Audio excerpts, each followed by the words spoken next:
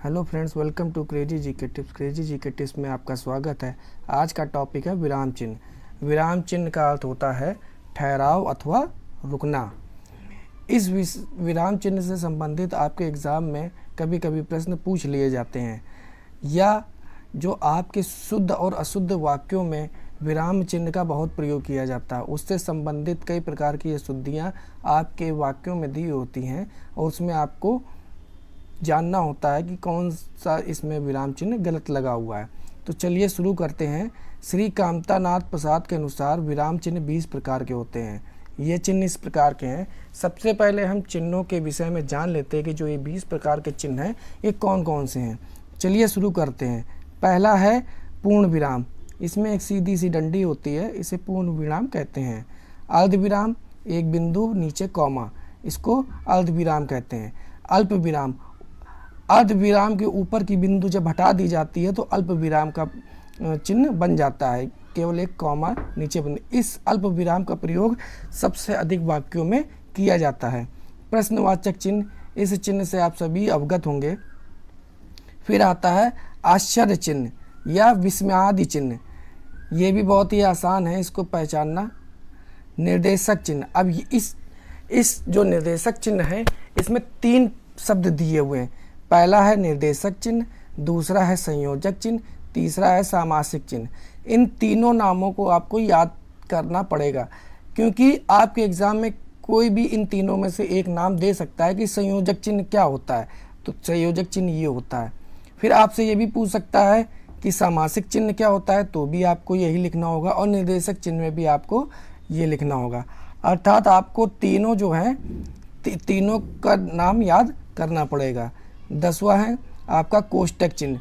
हिंदी में केवल छोटे वाले कोष्टक का प्रयोग किया जाता है। ये 3 प्रकार के होते हैं, छोटा कोष्टक, मंझला कोष्टक और बड़ा कोष्टक। फिर आता है अवतरण चिन्ह या उद्धरण चिन्ह। 9वां है उपविराम या अपूर्ण विराम। इसे जो है उपविराम या अपूर्ण विराम कहते हैं, ठीक है। विसर्ग के रूप में होता है, इसे श्री विसर्ग के समकक्ष बताकर मान्यता देने की बात करते हैं। इसे उपविराम या अपूर्ण विराम, ये दोनों भी नाम आपको याद करने पड़ेंगे। फिर आता है आपका विवरण चिन्ह। विवरण चिन्ह में आपको 2 बिंदु होते हैं ऐसे, और एक लाइन होती है, इसे विवरण चिन्ह कहते हैं। फिर आता है पुनरावृत्ति सूचक, जिसे डबल इन्वर्टेड कॉमा बोलते हैं। आता है लाघव चिन्ह। लाघव चिन्ह बहुत ही आसान है, आपको याद होगा। जैसे आपको BA, इसको एब्रिविएशन बोलते हैं। जैसे आप लिखते हैं BA, आप लिखते हैं BA लिखते हैं, एक सेकेंड, BA आप लिखते हैं, तो BA में आप क्या करते हैं, B और A, BA लिखते हैं। तो ये चीज़ होती है ना, इसी को बोलते हैं लाघव चिन्ह, जिसको एब्रिविएशन बोलते हैं। फिर आता है लोप चिन्ह।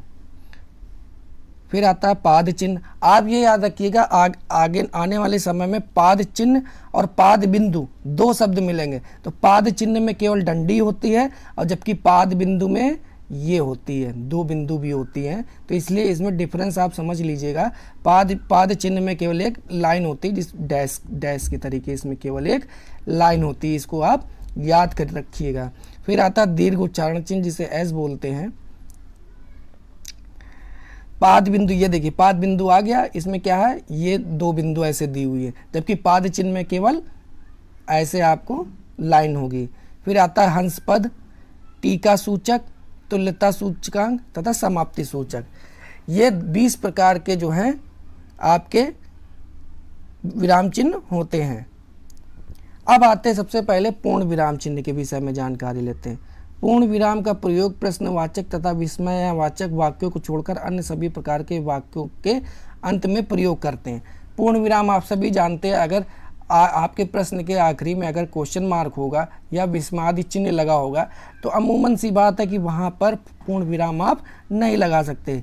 इसलिए इसमें क्या है कि पूर्ण विराम में प्रश्नवाचक तथा विस्मयादिवाचक वाक्यों को छोड़कर अन्य सभी वाक्यों के अंत में जो है हम इसका प्रयोग करते हैं। जब हम बोलते समय वाक्य की समाप्ति पर कुछ समय के लिए ठहरते हैं, तब हम अगला वाक्य प्रारंभ करते हैं, उस समय इस चिन्ह का प्रयोग करते हैं। जैसे राहुल कानपुर जाता है, फुल स्टॉप। राधा बहुत मन लगाकर पढ़ती है। तो पूर्ण विराम या फुल स्टॉप का मतलब यह है कि आपका एक कार्य पूर्ण हो चुका है। अगला आता है अर्ध विराम, जिसको सेमी कॉलन बोलते हैं। इसमें क्या होता है, एक बिंदु होती है और नीचे कॉमा होता है, ठीक है। जब अर्ध विराम की तुलना में थोड़ी कम समय के लिए रुकना होता है तो वहां अर्ध विराम चिन्ह का प्रयोग करते हैं। जब पूर्ण विराम से की तुलना में थोड़ा कम समय के लिए रुकना होता है वहां पर अर्ध विराम चिन्ह का प्रयोग करते हैं। जैसे जुबिन बाजार से घर गया, सेमी कॉलम, नहाया और नाश्ता किया, ठीक है। फिर सेमी कॉलम, अपनी गाड़ी उठाई और स्कूल चला गया। यानी कि जब थोड़े थोड़े कम समय के अंतराल में रुकना होता है तो वहां पर सेमी कॉलन यानी अर्ध विराम का प्रयोग करते हैं। कहने का मतलब ये है कि जब कोई कार्य कंटिन्यूअस चलता रहे, यानी कोई कार्य लगातार चल रहा है और थोड़ा रुक रुक के चल रहा है तो वहां पर अर्ध विराम का प्रयोग करते हैं। जबकि पूर्ण विराम में क्या होता है, पूरा कार्य समाप्त हो जाता है तो हम वहां पर पूर्ण विराम का प्रयोग कर देते हैं। फिर दूसरा है सपना भोपाल से जबलपुर गई, परीक्षा दिया। देखिए, एक काम से दूसरे काम की ओर गए, परीक्षा दिया, सेमी कॉलम लगाया और पुस्तकें खरीदी, फिर सेमी कॉलम लगाए, हम पुनः वापस आ गए। यानी एक काम समाप्त होने के बाद दूसरा काम चालू हो जाता है तो वहां पर अर्ध विराम का प्रयोग करते हैं। फिर आता है अल्प विराम। ये जो है आपके वाक्य में सबसे अधिक प्रयोग किया जाता है। वाक्य में जब बहुत कम समय के लिए रुकना होता है तो वहां पर अल्प विराम का प्रयोग करते हैं। इस चिन्ह का प्रयोग वाक्य में सबसे अधिक किया जाता है। जैसे रमेश परीक्षा नहीं दे पाए क्योंकि वह बीमार था। अब ये देखिए, इसमें क्या है, तुरंत जो है रमेश परीक्षा नहीं दे पाए क्योंकि बीमार था, नहीं, पवन दिल्ली नहीं जाएगा। तो जहां बहुत ही कम समय के लिए रुका गया, क्योंकि रमेश परीक्षा नहीं दे पाए क्योंकि वह बीमार था, ठीक है, तो यहाँ बहुत कम समय के लिए रुका गया तो इसलिए यहाँ पे अल्प विराम का प्रयोग किया गया है। फिर आता है प्रश्नवाचक चिन्ह। ये बहुत ही आसान है, क्वेश्चन मार्क। जब वाक्य में क्या, कब, क्यों, कैसे, कहाँ आदि शब्दों का प्रयोग करते हैं तो वहाँ पर प्रश्नवाचक चिन्ह लगाया जाता है। जैसे राहुल खाना कब खाएगा, सुमित कहाँ जा रहा है, नितिन स्कूल कब जाएगा, पवन घूमने कहाँ गया है। तो इस प्रकार के प्रश्न बहुत ही आसानी से आप पहचान सकते हो इनको। फिर आता है विस्मयवाचक या आश्चर्य सूचक, जिसको एक्सक्लेमेशन बोलते हैं। ये भी बहुत आसान है। विस्मयवाचक वाक्य चिन्ह का प्रयोग आश्चर्य, घृणा, हर्ष, विस्मय आदि भावों को व्यक्त करने वाले शब्दों के साथ करते हैं। जैसे अरे तुम खाना खा चुके, वाह क्या बात है। तो बहुत ही आसानी से आप इसको पहचान सकते हो। इसमें एक डंडी होती है फुल स्टॉप की तरीके और नीचे एक बिंदु होता है, जिसको एक्सक्लेमेटरी या विस्मयवाचक वाक्य बोलते हैं। फिर आता है निर्देशक सूचक या संयोजक। आप इसको बड़े गौर से पढ़िएगा। इसमें केवल एक डंडी होती है, ठीक है, इस टाइप की। जब किसी व्यक्ति के द्वारा कहे गए कथन को उद्धृत करना होता है, वाक्य में टूटे हुए विचारों को जोड़ना होता है या किसी रचना के पश्चात उसके कवि या लेखक का नाम लिखना होता है तो निर्देशक चिन्ह का प्रयोग करते हैं। निर्देशक का मतलब होता है डायरेक्शन या डायरेक्शन देना, ठीक है। रचित तुम कहाँ जा रहे हो, देखिए एक प्रकार से डायरेक्शन दिया उसने कि रचित तुम कहाँ जा रहे हो, तो वहां पे हम डैश का प्रयोग करेंगे। कक्षा में प्रथम स्थान प्राप्त करने वाले विद्यार्थी नीचे निम्नांकित दिए हुए हैं। अब निम्नांकित दिया हुआ शब्द तो निम्नांकित के नीचे डैश लगा हुआ है। ये चीज, ये देखिए, निम्नांकित के नीचे डैश लगा हुआ है। फिर कौन कौन से कक्षा में प्रथम स्थान प्राप्त किया, प्रखर ने, पंकज ने, आकृति ने, सिद्धार्थ ने व योगेश ने। तो इस प्रकार निर्देशक ये निर्देश दे रहा है कि नीचे जो कक्षा में प्रथम स्थान करने वाले विद्यार्थी जो नीचे हैं वो कौन कौन से हैं, ये है। तो निर्देश या संयोजक को डैश चिन्ह बोलते हैं, इसे इससे व्यक्त करते हैं। फिर आता है अवतरण चिन्ह या उद्धरण चिन्ह। तो इसको डबल इन्वर्टेड कामा कहते हैं। जब किसी वाक्य को जो का त्यों करना होता है तब इस चिन्ह का प्रयोग करते हैं। जैसे अब ये देखिए, जैसे के बाद क्या लगा, जैसे के बाद क्या लगा, एक ये हमने आपको पीछे बताया था, जैसे के बाद लगा डैश निर्देशन, ठीक है। तो ये देखिए, जैसे के बाद लगा आपका ये डैश लगा हुआ है, उसी तरीके से यहाँ पे भी जैसे के पीछे डैश लगा हुआ ये। तो ये अब नीचे बता रहा है जैसे कौन कौन से आपके एग्जाम्पल हैं। जैसे मैंने डॉक्टर की वत्स मधुशाला पढ़ी। अब मधुशाला जो है इसको बदला नहीं जा सकता और ये इसीलिए इन्वर्टेड कॉमा के अंदर है। डॉक्टर वर्मा ने कहा जो सदैव प्रसन्न रहते वो स्वस्थ रहते, यानी यूनिवर्सल ट्रूथ है। तो ये जैसे का तैसा है, इसलिए इन्वर्टेड कॉमा के अंदर है। योजक चिन्ह जिसको हाइपन बोलते हैं, जब समानार्थक शब्द लिखना होता है तब उनके बीच योजक चिन्ह का प्रयोग करते हैं। अब जैसे समानार्थक शब्द लिखना होता है, जैसे सुख दुख, जीवन मरण, दूर दूर, पास पास आदि। अब देखिए यहाँ पे हाइपन या योजक चिन्ह का प्रयोग हमने किया है, दूर दूर, पास पास, है ना, ठीक है, बहुत ही आसान है। 13वां है, 9वां है विवरण चिन्ह जिसको कॉलन डैश बोलते हैं। इसमें 2 बिंदु होते हैं और ये ऐसे एक लाइन होती है। जब किसी कथन का विस्तृत रूप व्यक्त करना होता है तब इस चिन्ह का प्रयोग करते हैं। अब विवरण का मतलब ही है जहां हम विवरण दें। अब विवरण छोटा मोटा तो होगा नहीं, ज़्यादा होगा, तो कैसे होगा, निम्नलिखित में से किसी एक पर 300 शब्दों का निबंध लिखिए। अब ये देखिए यहाँ पे ये चिन्ह का प्रयोग किया गया है, यहाँ पे इस चिन्ह का प्रयोग किया गया है, विवरण चिन्ह का। तो इसी तरीके से हम यहाँ पे विवरण चिन्ह का प्रयोग करते हैं जहाँ पे बहुत ही अधिक विस्तृत रूप से हमें कोई चीज़ बतानी होती है। कोष्टक 3 प्रकार के होते हैं, छोटा कोष्टक, मंझला कोष्टक और बड़ा कोष्टक। हिंदी में अधिकतर छोटे कोष्टक का प्रयोग किया जाता है। कोष्टक का प्रयोग विकल्प दिखाने या क्रम सूचक अक्षरों, अंकों या अक्षरों के साथ करते हैं, जैसे 1 का का, खा, 10, 20, इसको ब्रैकेट में बंद करके करते हैं। बहुत ही आसान तरीके से आप इसको जान सकते हैं।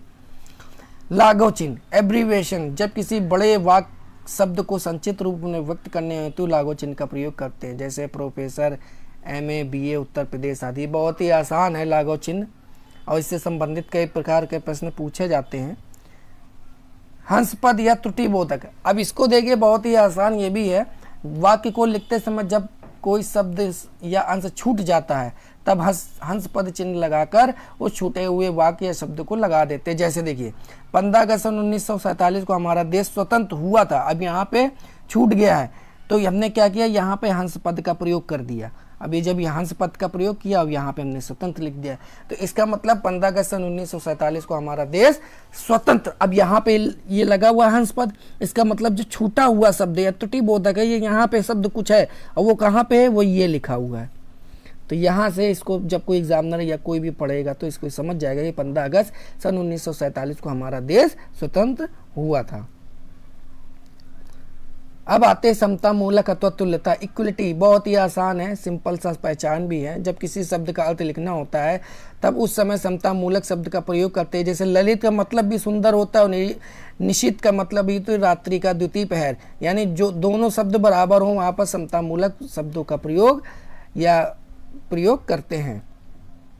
दीर्घ उच्चारण, लॉन्ग एसेट्स, जब वाक्य में किसी विशेष उच्चारण में दूसरे शब्दों की अपेक्षा अधिक समय लगता है वहां दीर्घ उच्चारण चिन्ह का प्रयोग करते हैं। छंद में दीर्घ मात्रा के लिए का, कु, की, के को एवं लघु मात्रा के लिए का, की, कु को दर्शाने हेतु इनका प्रयोग किया जाता है। जब हम लोग पढ़ते थे तो हम लोग इसको जो है गुरु चेला कहते थे। एस को गुरु कहते थे, चेला को एक कहते थे। एस 2 मात्राओं को माना जाता था जबकि चेला 1 मात्रा को माना जाता था। 2 मात्रा का मतलब देखिए दा में 1 ही मात्रा, इसमें 2 हो गई तो ये हो गया 2, तो इसको गुरु मान लिया यानी 2 हो गया। और खा केवल सिंगल 1 वर्ण है तो इसको 1 माना गया। तो जहाँ पे 2 वर्ण हो वहाँ पर हम लोग गुरु चल लगाते थे, जिसको दीर्घ उच्चारण शब्द बोलते हैं। जो ऐसा होता है इसको हम लोग गुरु बोलते थे और इसको दीर्घ उच्चारण चिन्ह भी बोलते थे। तो इसको इसी तरीके से हम लोग कर सकते हैं कि देखिए देखत, दे में 1 ही मात्रा लगी इसलिए गुरु हो गया। खा सिंगल है वर्ण है, ता सिंगल वर्ण है। इस तरीके से गुरु चेला इस तरीके से दीर्घ उच्चारण चिन्हों का प्रयोग करते हैं। फिर आता है उपविराम या अपूर्ण विराम, जिसे कॉलन बोलते हैं। इसमें केवल 2 बिंदु होती हैं। इस तरीके से जब किसी शब्द को अलग दर्शाना होता है तो वहां उपविराम या अपूर्ण विराम का प्रयोग करते हैं। जहां पर अलग दिखाना होता है, जहां पर अलग दिखाना होता है वहां पर इन चिन्हों का प्रयोग करते हैं। जैसे विज्ञान, अब लगा दिया सेमी कॉलम या उपविराम। विज्ञान अब यहाँ पे रुको अलग अलग दिखा रहे विज्ञान है, वरदान भी हो सकता है या अभिशाप भी हो सकता है। उदाहरण अलग कर दिया, श्याम घर जाता है। तो इस तरीके से उपविराम का प्रयोग करते हैं। लोप चिन्ह, जब वाक्य या अनुच्छेद में कुछ अंश छोड़कर लिखना होता है तो वहाँ लोप चिन्ह का प्रयोग करते हैं। जैसे मैं टिकट लेकर घर आऊँगी डैश डैश डैश, मैं साथ नहीं जाऊँगी। तो यहाँ पे जो लोप चिन्ह होता है या जो गैप होता है उसी को लोप चिन्ह बोलते हैं। फिर आता है पुनरावृत्ति सूचक या रिपीटेशन मार्क। अभी इसको देख लीजिए, इसको ऐसे ऐसे लिखते थे हम लोग, ठीक है। ऊपर लिखे गए वाक्य या वाक्य के अंश को पुनः लिखने के श्रम बचने के लिए इसका प्रयोग करते हैं। जैसे क्रमांक डैश डैश, नाम डैश डैश, राशि 1 डैश डैश 100 रुपये, 2 डैश डैश डैश। आपको मैं इसको बिल्कुल सिंपल तरीके से बताते हैं। जब हम लोग छोटे में थे तो हम लोग गणित में क्या करते थे, जैसे 2 कलम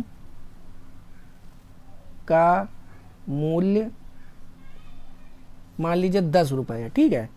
तो 5 कलमों का मूल्य कितना होगा।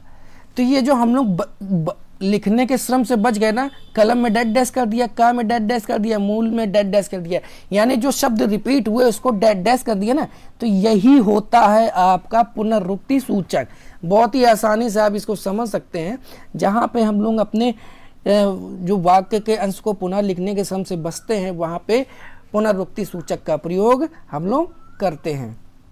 नेक्स्ट देखते हैं समाप्ति सूचक। ये बहुत ही आसान है, टर्मिनेशन इंडिकेटर है। इस सूचक का उपयोग बड़े लंबे कहानी, लेख, अध्याय या पुस्तक के अंत में करते हैं, जो कि यह हमें सूचित करता है कि कहानी या लेख, अध्याय समाप्त हो चुकी है। आप देखते होंगे जब कोई बड़ी किताब होती है उसके लास्ट में जब समाप्ति होती है तो इस टाइप का चिन्ह होता है, या आखिरी में हम लोग ऐसे एक चिन्ह प्रयोग कर देते हैं। तो ये होता है समाप्ति सूचक। अब चलिए कुछ एक्सरसाइज करते हैं। पहला प्रश्न करते हैं, समाप्ति सूचक चिन्ह को पहचानिए। इसमें समाप्ति सूचक चिन्ह कौन सा है? अभी मैंने आपको बताया समाप्ति सूचक चिन्ह ये होता है, यानी कि ये या ये, इसको समाप्ति सूचक चिन्ह बोलते हैं। दूसरा है पाद बिंदु। पाद बिंदु हमने आपको बताया था, पाद बिंदु ये होता है। विवरण चिन्ह, ये आपको बताना है कि विवरण चिन्ह इनमें से कौन सा होगा। तो ये है आपके कुल मिला के 20 प्रकार के चिन्ह हैं जो आपको याद रखने होंगे। आपके एग्जाम के पॉइंट ऑफ व्यू से बहुत इंपॉर्टेंट क्वेश्चन है। ओके।